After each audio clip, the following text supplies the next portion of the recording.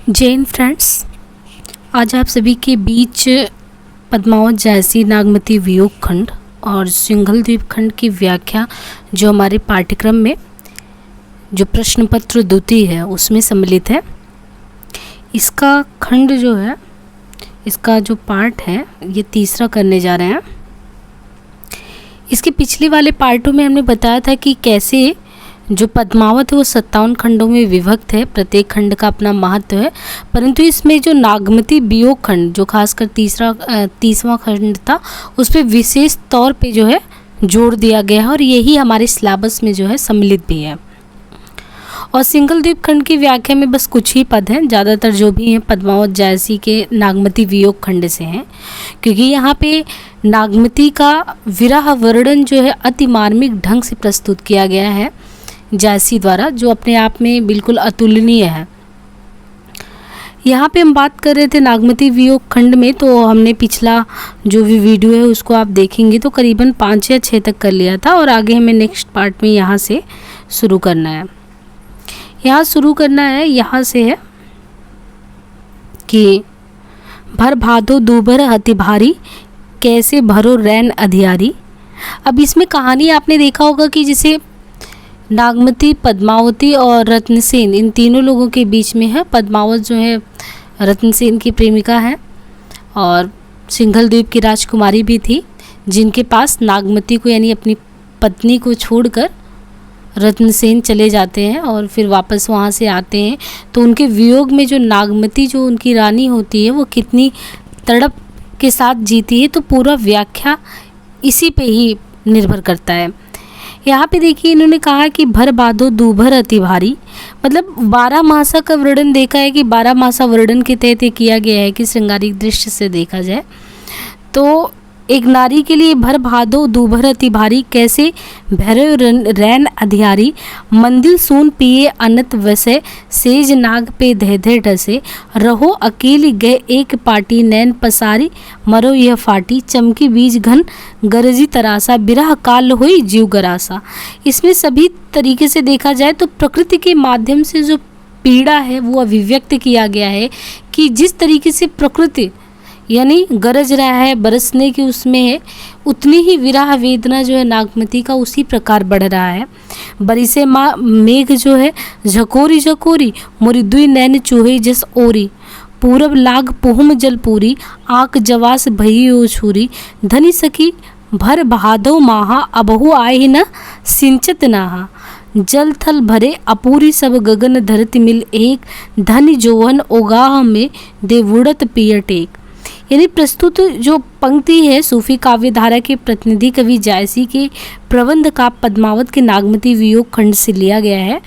और प्रस्तुत जो पंक्तियां इनमें प्रेम को एक बड़े जीवन मूल्य के रूप में चित्रित करते हुए प्रेम दृष्टि के साथ जो नागमती रानी नागमती का वियोग वर्णन है उसको अभिव्यक्ति दी गई है। नागमती रत्नसेन की विरह में जल रही हैं। नागमती अपनी कथा सुनाते हुए कहती हैं कि जल से भरे इस भादो महीने को काटना मेरे लिए दूभर हो रहा है। मेरा घर सूना है, रातें अंधकार में है, ऐसी स्थिति में प्रियतम के बिना मैं इन सूनी और अंधेरी रातों को कैसे काटूं। मेरे प्रियतम कहीं दूर चले गए हैं और मेरी सैया नागिन बनकर डस रही है। तो देखिए यहाँ पे एक प्रतीकात्मक तौर पे कि मेरी जो सैया है, शयन कक्ष में जो सोने वाला है, मेरी सैया नागिन बनकर डस रही है। मैं सेज की एक पाई को पकड़े उस पर अकेली पड़ी रहती हूँ। स्वामी की प्रतीक्षा में मैं अपने नेत्रों को फैलाए बाट जो रही हूँ, बाट जो यानी रास्ता देख रही हूँ उनका, और वेदना के कारण मेरा हृदय विदीर्ण हो रहा है। बिजली चमक चमक कर और बादल गरज गरज कर मुझे डराते रहते हैं। विरह काल के समान डराता है, मतलब विरह काल के समान डराता है। मेघा नक्षत्र के आने से बादल मूसलाधार बरस रहा है और मेरी नैनों से आंसू इस प्रकार बरस रहे हैं जैसे वर्षा ऋतु में मकान की ओरी से पानी चूता हो। भादो का महीना बीत गया है और फाल्गुनी नक्षत्र लग गया है। सारी पृथ्वी जो है वो वर्षा जल से भर गई है। फिर आगे नागमती ये भी कहती कि आक और जवासा, क्या है ये? आक और जवासा के वृक्ष जिस पर वर्षा ऋतु झुलस कर सूख जाते हैं, मतलब आक और जवासा के वृक्ष जिस प्रकार वर्षा ऋतु में ये झुलस कर सूख जाते हैं। तो यहाँ आक और ये जवासा वृक्ष के बारे में बताया गया कि वर्षा ऋतु में भी ये वृक्ष जो है वो झुलस कर सूख जाते हैं। उसी प्रकार इस वर्षा ऋतु में झुलस कर मैं भी सूख गई हूँ, बिल्कुल किसके, आक और जवासा के वृक्ष के समान।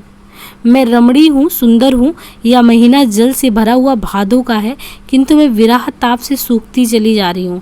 परंतु अब भी मेरे स्वामी आकर मुझे पर अपने प्रेम की वर्षा नहीं, मतलब मुझ पर प्रेम की वर्षा नहीं कर रहे हैं। सारी पृथ्वी जो है लबालब भरी पड़ी है, पृथ्वी और आकाश मिलकर एक हो गए। हे प्रियतम, मैं यवन के अथाह सागर में डूबती जा रही हूँ, आकर मेरी रक्षा करे। इस तरीके से नागमती अलग अलग माध्यम से कि कौन सा पेड़ पौधा है जो वर्षा ऋतु में भी, जबकि वर्षा ऋतु में खिलखिलाना चाहिए, लेकिन वो भी बिल्कुल अतितप्त स्थिति में झुलस गया है, वही कंडीशन नागमती की है। और नागमती भी कि किस तरीके से जब धरती तक तृप्त हो गई है, आकाश और धरती का मिलन हो गया यानी वर्षा के माध्यम से, तो फिर मैं क्यों तृप्त नहीं हूँ, उनका कहना ये है। पंक्तियों में विरहानुभूति का अत्यंत मार्मिक चित्रण हुआ। मार्मिकता के कारण ही शुक्ल ने जैसे कि विरह वर्णन को हिंदी साहित्य का अद्वितीय वस्तु कहा है, तो हिंदी साहित्य का अद्वितीय वस्तु शुक्ल जी ने जैसी कि विरह वर्णन के कारण ही कहा है। बाकी एक निष्ठता प्रेम, साथ ही साथ षट ऋतु वर्णन की कथानक रूढ़ी को अपनाते हुए भादो ऋतु का अत्यंत कि आपको आपके सामने ऐसा लगेगा कि चित्रात्मकता के रूप में ऐसा खींचा गया है कि हाँ वर्षा हो रही है, भादो है और उसका जीवन चित्रण है, कोई विरह व्यथा में इस तरीके से तप्त हो रहा। और ये कोई महल की रानी नहीं है, बिल्कुल सामान्य नारी के विरह का समान चित्रण किया गया है। और जायसी ने इन पंक्तियों में पुहुमी जैसे ठेठ अवधि के शब्दों का प्रयोग कर कविता को भाषिक मिठास से भी भर दिया है। लाग कुंवार नीर जग घटा, बहु प्यू पर भूमि लटा, ते ही देख प्यू पुलह काया, उतरा चित फेरी करु माया, ओए अगस्त हस्त घन गाजा, तुरे पालनी चढ़े रन राजा। चित्रामित मीन घर आया, कोकिल पीयूह पुकारत पावा, स्वाति बूंद चातिक मुख परे, सीप समुंद मोती ले भरे, सरवर सांवरी हंस चले आए। सारस कुरुरोही खेजन दिखाए, भय अवगास कास वन फूले, कंत न फिर विदेश ही भूले। विराह हस्ति तन साले, खाई करे तंचूर, बेग आए पी बजहु गजहु होई सुदूर। यदि प्रस्तुत पंक्तियों में नागमती सोच रही हैं कि क्वार का महीना लग गया, अभी तो भादो, अभी क्वार का महीना तक लग गया, अर्थात वर्षा ऋतु समाप्त होने को है। वर्षा के जल से जो सारे रास्ते अब बंद हो चुके हैं, जलमग्न हो चुके हैं, अब वर्षा जल घटने से मार्ग खुल रहा है। अब तो प्रियतम मेरे पास आ जाओ, मेरी देह जो तुम्हारे विरह में छीड़ हो गई है, तुम्हें देखकर पुनः लहलहा उठेगी। तुम्हारे हृदय से मैं दूर हो गई हूँ, मुझे पुनः अपने हृदय में स्थान दो, मुझ पर पुनः अपने स्नेह की वर्षा करो, मुझ पर दया करो। अगस्त नक्षत्र समाप्त हुआ है, हथिया नक्षत्र आरंभ हो गया है। अभी यहाँ पे देखिए, अगस्त नक्षत्र समाप्त हुआ है, हथिया नक्षत्र आरंभ हो गया है। वर्षा काल समाप्त होते देखकर राजाओं ने क्या किया है, घोड़े को कसवा कर युद्ध की तैयारियां शुरू कर दी है। चित्रा नक्षत्र का सूर्य अब मीन राशि में आ गया है। कांकिल और पपीहे मधुरगान करने के लगे हैं, मतलब एक तरीके से सब तैयारी में है। स्वाति नक्षत्र भी आ गया है, जिसे पपीहे को स्वाति का जल प्राप्त हो गया है। नागमती आगे कहती है कि वर्षा ऋतु बीत गई और शरद ऋतु आने से मेरा भी प्रियतम से मिलने का समय आ गया है। चातक की मनोकामनाएं पूर्ण हो रही हैं। हंस सरोवर में लौट आए हैं, सारस के जोड़े भी क्रीड़ा कर रहे हैं, खंजन पक्षी के जोड़े भी दिखाई देने लगे हैं, काश के सफ़ेद फूल खिलने लगे, किंतु हे स्वामी तुम अब भी लौट कर नहीं आए, मुझे विस्मृत कर विदेश में ही रमे हुए हो। विरह रूपी हाथी मेरे शरीर को सूल की भांति पीड़ा पहुंचा रहा है, इसलिए हे प्रियतम तुम सिंह बनकर आओ और इस युद्ध में परास्त कर मेरी रक्षा करो। पंक्तियां नागमती की हैं।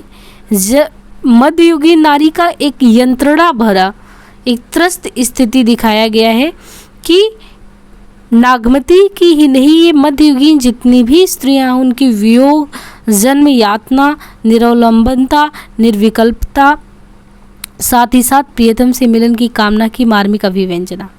कि संसार को शीतलता प्रदान करने वाली शरद ऋतु की चांदनी के बीच नागमती विरह की आग में जल रही है। इन पंक्तियों में विरोधाभास भी अलंकार है, क्योंकि शीतलता यानी ठंड की बात हो रही है और ठंड में आग से जलना तो एक विरोधाभास अलंकार है। इसके अलावा उत्प्रेक्षा और रूपक अलंकारों का भी सुंदर प्रयोग हुआ है। इन पंक्तियों में जैसी की लोक धर्मिता का प्रमाण मिलता है। भाषा अवधि है, परव देवारी झूरी जैसे ठेठ देश शब्द और जैसे ये है कि छार सिर मेली जैसे मुहावरों के प्रयोग से अर्थवत्ता में अभिवृद्धि हुई है। छंद, दोहा और चौपाई जैसी ने नागमती वियोग वर्णन के प्रसंग में 12 मासा वर्णन जो है, इसी ये 12 मासा की अलग अलग महीनों का अपना क्या महत्व होता है उसके प्रचलित काव्य रूढ़ी की रचनात्मक प्रस्तुति यहाँ पे की है। अब देखिए आगे के महीने के बारे में, और अपने विरह को महीने के साथ जोड़कर 12 मासा, यानी 12 मासा में हर एक महीने के साथ अपने विरह वर्णन को उसी प्रकार जोड़ के और साथ ही उनके महत्व को भी यहाँ पे रेखांकित किया गया है कि कार्तिक शरद चंद उजियारी, जग शीतल हो विरह जारी, 14 कर किन किन पार गासु, जानो जरे सब धरती अकासु, तनमन सेज करे अगड़ाहु, सबका चाँद मोहि हो राहु, चहु खड़े लोग अंधियारा, जौगर नाहिन कंत प्यारा, अबहु निठुर आओ यही बारा, परव देवारी होई संसारा, सखी सखी झुमक गावई अंग मोरी, हो झोरी बिछुरी जय चोरी जोरी, जय घर प्यू सो मुनिवर पूजा, मुँह का बिरा सुवति दुख दूजा, सखी सखी माने त्योहार सब गोई, देवारी खेले हो को खेलो कंत बिनु तोही, रही छार सिर मेली।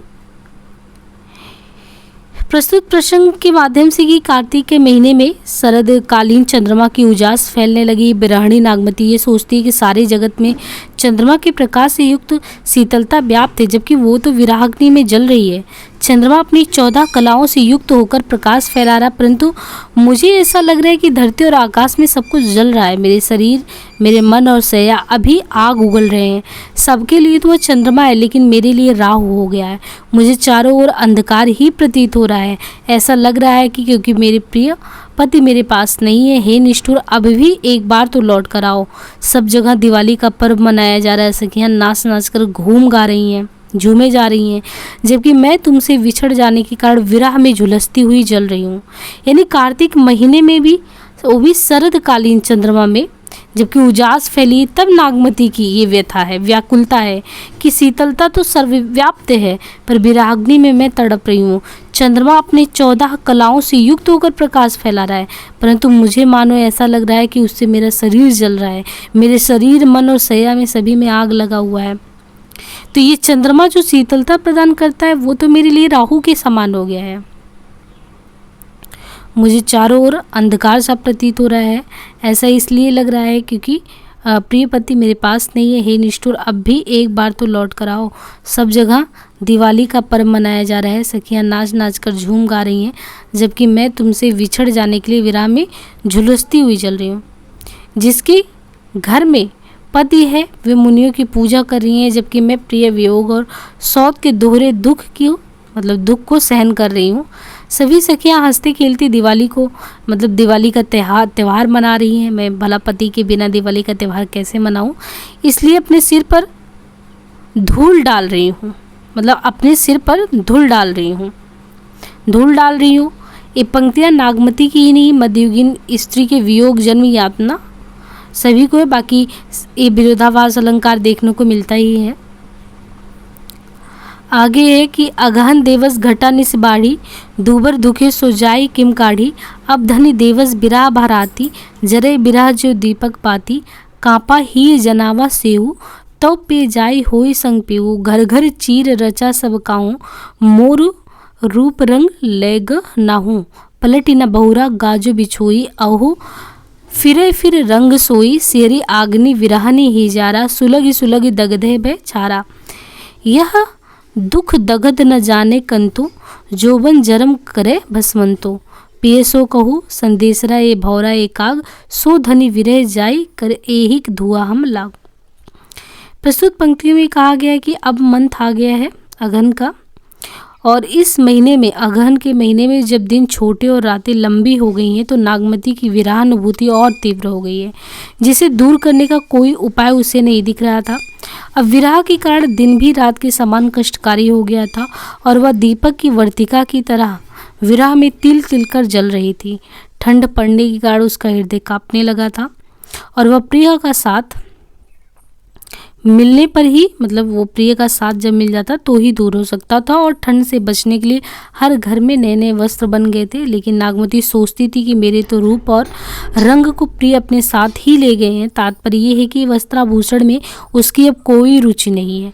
एक तो मतलब विरह की अग्नि में जल रही थी, और जो कि चारों तरफ एक तरीके से हर्षोल्लास का माह है और नए नए वस्त्र लोग धारण कर रहे हैं, तो इसके लिए वस्त्राभूषण इस समय तुच्छ हो गए हैं। उसमें कोई अभिरुचि तक नहीं रही है। वो सोच रही है कि उससे दूर जाने के बाद एक बार भी उसके पति लौट कर नहीं आए। यदि वे अब भी आ जाते तो उसके पुराने दिनों का आनंद वापस आ जाता। ठंड आग बनकर उसके हृदय को जलाता रहता है, उसमें सुलग सुलग कर वो राख हो जा रही है। वो सोच रही थी कि मेरे दुखाग्नि से मेरा पति जो है अनभिज्ञ है और इस कारण उसका जीवन और यौवन नष्ट होता जा रहा है। नागमती भ्रमर और काग को संबोधित करते हुए, यहाँ पे जैसे नागमती जो है भ्रमर भौरे को और काग को संबोधित करते हुए कहती कि मेरे प्रियतम से मेरा ये संदेश कहना कि उनके वियोग की आग में मैं जल चुकी हूँ और उसी से उत्पन्न धुएं के कारण हमारा शरीर जो है वो काला पड़ गया है। तो पंक्तियों में जीवन की जो कठोर परिस्थितियां हो सकती हैं वो सब कुछ उभारा गया है नागमती के माध्यम से यहाँ पे। साथ ही साथ जीवन की कठोर परिस्थितियां और जो मनुष्य की कोमल आकांक्षा होती है कि एक तरफ कि वो कभी भी आ जाए, वो कितनी भी कठोरता है शीतलता में बदल जाएगी, वो कितनी ही कठोरता है वो कोमलता में तब्दील हो जाएगी। तो एक तरीके से कठोर परिस्थिति और मनुष्य की जो कोमल आकांक्षा, उसके द्वंद्व को उभारा गया है। परिस्थिति और आकांक्षा के बीच का यह द्वंद्व ही इन पंक्तियों में कवित्व की सृष्टि करता है। इन पंक्तियों में जायसी की लोकधर्मिता का परिचय मिलता है। उत्प्रेक्षा, उपमा, अतिशयोक्ति, विरोधाभास, अलंकार का सुंदर योजना देखने को मिलता है। भाषा जन सामान्य द्वारा बोली जाने वाली अवधि है। चौपाई और दोहा छंद है। फारसी मसनबियों में पाई जाने वाली ऊहात्मक की प्रवृत्ति अंतिम पंक्तियों में। ये सूफी शैली जब पढ़ेंगे तो सूफी शैली में देखने को मिलता है मसनवी पद्धति। तो फारसी मसनबियों में पाई जाने वाली जो ऊहात्मक प्रवृत्ति होती है उसका अंतिम पंक्तियों में जिक्र किया गया है। वियोग की दशा में नागमती अपना रानीपन भूल कर एक तरीके से तो वो तो नारीपन में उतर आई है ना, और कैसे अपने भाव को अभिव्यक्ति देने के लिए वन में विचरण कर करके पशु पक्षियों से तक की कि हमको संदेश भेजना और वो संदेश वहाँ तक पहुँचा देना जहाँ हमें भेजना है। आगे ये है कि पूस जाड़ थरथन तनकापा। पूस का महीना है। पूस की रात, प्रेमचंद की कहानी भी पढ़ा होगा कि पूस की रात की क्या कंडीशन होती है। पूस की जाड़ में थर थर तन शरीर कांपता रहता है। सूरज जाई लंका दिस चापा, बिरह बाड़ दारुड़ भी सिउ, कपि कपि मरो ले अरे जियो, कंत कहाँ लागो एई ओय हेरे, पंथ अपार सूझ नहीं नेरे, सौर सपेती आवे जूड़े, जानो सेज हिमंचल बूढ़ी, चिके निसी विछुरे दिन मिला, हो दिन रात विरह कोकिला, रैन अकोली साथ नहीं सखी, कैसे जिए विछोई पखे, विरह सचान भयउ तंजाड़ा, जियत खाई और मुँह न छाड़ा, रखट ढुरा मसुगारा, हाड़ भयउ सब संक, धनी सारस होई ररिमोही, पीऊ समेटे पंख। प्रस्तुत पंक्तियों का संबंध नागमती की वियोग वर्णन में पूस के महीने का वर्णन है कि पूस के महीने का जो जाड़ा है वो पूस के महीने में जाड़े के कारण शरीर जहाँ थर थर काँप रहा है, सूरज भी ठंड के भय से लंका अथवा दक्षिण दिशा की ओर जाकर तप रहा है। वियोग के बढ़ने से शीत अधिक दारुण हो गया है, जिसके कारण मैं काँप काँप कर मर रही हूँ। यह मेरा प्राण ही ले लेगा। ऐसी दशा में मेरा स्वामी कहाँ है जो मैं उसके हृदय से लग जाऊं। हे नाथ, तुम्हारे पास पहुँचने का मार्ग अपार है और मुझे निकट की वस्तु भी नहीं सूझ रही है। ओढ़ने बिछाने के वस्त्रों में भी मुझे जूड़ी सी लग रही है। ऐसा लगता है कि सेज हिमालय के बर्फ से ढका हुआ है। चकई रात में चकवे से विछुड़ने के बाद दिन में मिल जाते हैं। यहाँ पे एक ये भी माध्यम लिया गया है क्योंकि पशु पक्षियों और जिनके माध्यम से भी अभिव्यक्ति हो सकती है, जैसी ने उन सभी को मतलब अपनी बातों को रखने के लिए प्रयोग में लिया है। जैसे यहाँ पे देखिए, प्रतीकात्मक तौर पे जो चकई होता है, चकई रात में चकवे से मिछुड़ने के बाद ये रहता है कि दिन में मिल जाएगा। लेकिन नागमती के पास जबकि ऐसी स्थिति वियोग की शीत अधिक दारुण हो गया है, लेकिन फिर भी इसके पास है कि नाथ के पास पहुंचने का कोई मार्ग नजर नहीं आ रहा है। और ये भी कहती है कि चकई रात में चकवे से बिछुड़ने के बाद दिन में तो मिल जाती, लेकिन मैं तो तुम्हारे वियोग में रात दिन कोयल बनी पुकार रही हूँ। रात में भी मैं अकेली रहती हूँ, कोई सखी भी साथ में नहीं है कि मैं कैसे जीऊँ। मेरी जोड़ी का पक्षी बिछुड़ा हुआ विरह रूपी बाज भयावह होकर मेरे शरीर के चारों ओर मंडरा रहा है। यह मुझे जीते जी खा जाएगा, मरने के बाद तो किसी तरह नहीं छोड़ेगा। रत्नसेन को संबोधित करते हुए नागमती यही कहती कि विरह की अवस्था में मेरे शरीर का सारा रक्त आंसू बनकर बह गया है। जो शरीर का रक्त है वो आंसू बनकर बह गया, हड्डियां सूखकर शंख हो गई हैं। मेरी स्थिति उस सारस के समान है जो अपने प्रिय से विछुड़ने के बाद उसका नाम रटते रटते प्राण त्याग देती है, ताकि मरने के बाद भी ही से उसका प्रिय आए और उसके बिखरे हुए पंख को समेट दे। ना तुम भी आओ और मेरे बिखरे हुए जीवन को समेट दो। तो मध्यकालीन स्त्री की दारुण दशा की गृहस्थिक जीवन में वो किस तरीके से और गृहस्थिक जीवन में वो एक तरीके से एक निष्ठता भाव से लगकर सेवा करती हैं और पति की अनुपस्थिति में अपने को कितना दारुण दशा यानी किस स्थिति में पाती हैं।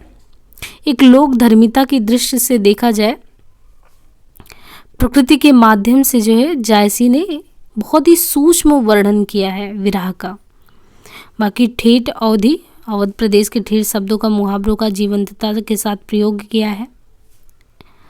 आगे यहाँ पे कहते हैं कि लागेउ माघ परे अब पाला, अब माघ लग गया है। लागेउ माघ परे अब पाला, विरह काल भय जड़ काला। पहल पहल तन रुई झापे, अहर अहर अधिको ही कापे। आई सुर होई तपुरे नाहा, तो ही बिन जाड़ न छूटे माहा। एहि माँ उपजे रस मूलू, तूसो भौरे मोर जुबन फूलू। नैन चूहोई जस महावट नीरू, तो ही बिन अंग लाग सरचिरू। टप टप बूध परही जस ओला, विरह पवन हुई मारे झोला। के ही के सिंगार को पहिर पटोरा, ग्युना होर हार नहीं होर डोरा। तुम बिनु कापे धनी हिया, तिन तिनहुर बाढोल। दे ही पर पिराई जाए कि चढ़े उड़ावा झोल। पहल पहल जितना ही अधिक यानी पहलू पहलू माघ मास में प्रस्तुत पंक्तियों में व्याख्यात पंक्तियां जो है यही है कि पत्नी नागमती की असहायता, निरलंबता, वियोगजन व्यवस्था और प्रिय से मिलन की उत्कट इच्छा की मार्मिक अभिव्यक्ति करते हुए प्रस्तुत पंक्तियों के माध्यम से जायसी ने 12 मासा वर्णन की प्रचलित काव्य रूढ़ का सृजनात्मक प्रयोग किया है। और इसमें कि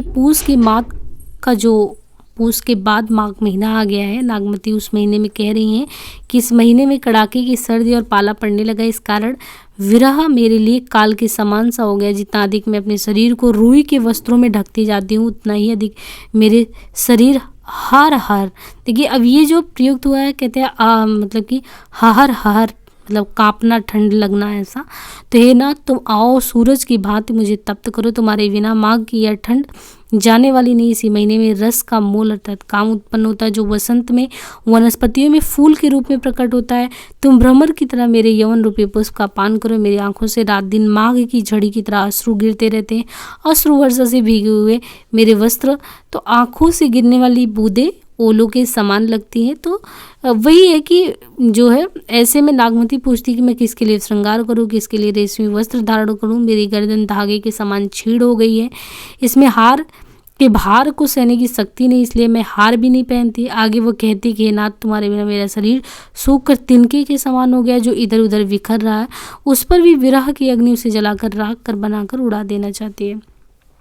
तो पंक्तियों में जीवन की कठोर यातनाओं के माध्यम से कि कैसे ही जीवन में एक मनुष्य के जीवन में कठोर और कोमलता का एक द्वंद्व उभारा गया है। और नागमती की यातना इतनी गहरी है कि उसे अपनी देह और सूखे तिनके में कोई ये देखिए यहाँ पे लिया गया प्रतीकात्मक तौर पे कि जो तिनका होता है और नागमती की यातना इतनी गहरी है, उस गहराई को बताने के लिए यहाँ पे जायसी जी ने सूखे तिनके में कोई फ़र्क नहीं, उसकी जो उसका जो शरीर है और सूखा तिनका जो, उसमें कोई फ़र्क नहीं नज़र आता है। तो संबंधों की जो गहरी अनुभूतियाँ हैं ना, वो गहरी अनुभूति में जो ताप, वो विरह दग्ध स्थिति है, उन मौजूदा पंक्तियों से अभिव्यक्ति मिली है। रत्नसेन के साथ नागमती के संबंधों की गहरी अनुभूति के कारण ही उसकी अनुपस्थिति में उसका पूरा जीवन बिखरा बिखरा सा नजर आता है। भाषा अवध प्रदेश के सामान्य जनों द्वारा बोली जाने वाली ठेठ अवधि है। बाकी छंद, चौपाई एवं दोहा का प्रयोग। आगे, फागुन पवन झकोरा बहा, चौगुन सिउ जय नाय सोय, तंजस पियर भात बा बोरा, तेही पर बिरह देई झकजोरा, तैवर झरई झरई भंडाका, भई ओनंत फूल परेसाका, करही वनस्पति हिउ हुलासा, सो कह भा जग दुन उदासा,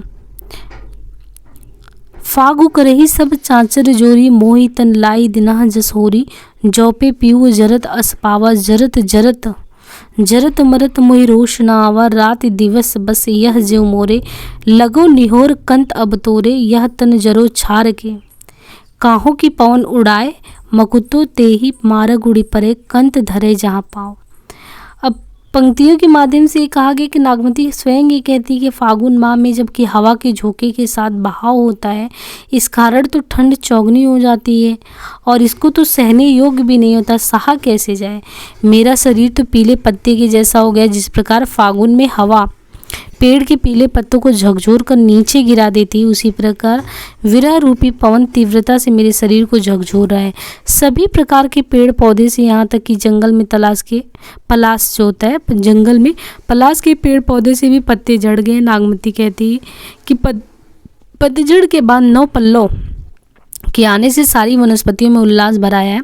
सभी लोग चांचर जोड़कर फाग मना रहे हैं, लेकिन इस आनंदोत्सव को देखकर मेरा विरह और भी तीव्र हो गया है। जैसे हृदय में होली की आग जल रही है, यदि प्रिय आ जाते तो मुझे इस प्रकार दग्ध होते देख उन्हें यह अच्छा नहीं लगता, मतलब एक तरीके से उन्हें यह अच्छा तो लगता, मुझे जलने मरने में कोई रोष नहीं, मतलब वो रहते तो कोई भी स्थिति हो वो सहने को तैयार है।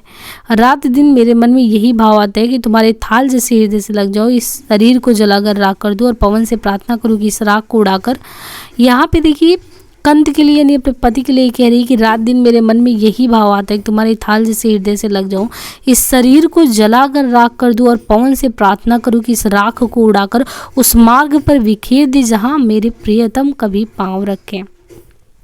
एक तरीके से ये जितना भी वर्णन है जायसी का, बिल्कुल ये सांसारिक वर्णन से परे जाके है, आत्मिक परमात्मिक मिलन का एक तरीके से भाव अभिव्यक्ति है कि पूरे कह रही है कि अपने शरीर को जलाकर और जो राख हो उस राख को भी विछा दे जहाँ से परमात्मा एक प्रकार से आए। तो मसनवी पद्धति के माध्यम से एक तरीके से जो चीज़ दिख रहा वो नहीं है उसके पीछे, क्योंकि जब हमने 57 खंडों में जो विभक्त है तो हमने बताया कि जितने भी लोग हैं यहाँ पे पात्र हो प्रतीकात्मक तौर पे हो, चाहे नागमती हो, पद्मावती हो, रत्नसेन हो, सिंगल द्वीप हो, कोई मन का है, कोई आत्मन है, परमात्मन है, तो इस तरीके से हम और इसी भाव के साथ हमें ये समझना भी है।